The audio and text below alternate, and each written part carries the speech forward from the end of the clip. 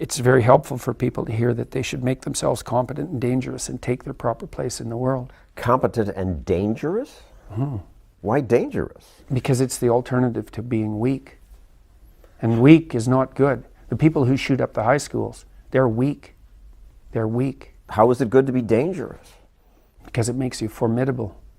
And life is a very difficult process, and it's not for, you're not prepared for it unless you have the capacity to be dangerous.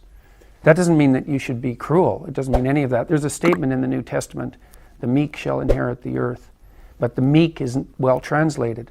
It means something more like those who have swords and know how to use them but keep them sheathed will inherit the world. That's a way better way of thinking about it. You have to be powerful and formidable and then peaceful, in that order, right?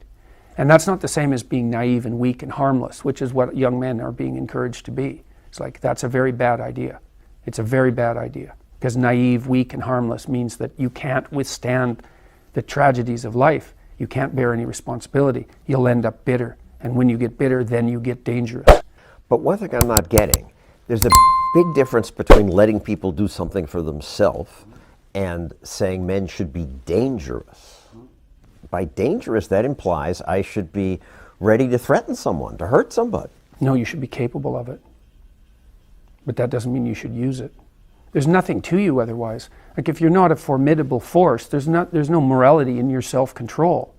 If you're incapable of violence, not being violent isn't a virtue. People who teach martial arts know this full well, right? If you learn a martial art, you learn to be dangerous, but simultaneously you learn to control it. Both of those come together. And the combination of that capacity for danger and the capacity for control is what brings about the virtue. Otherwise you confuse weakness with moral virtue. I'm harmless, therefore I'm good. It's like, no, that isn't how it works. That isn't how it works at all. If you're harmless, you're just weak. And if you're weak, you're not going to be good. You can't be, because it takes strength to be good. It's very difficult to be good.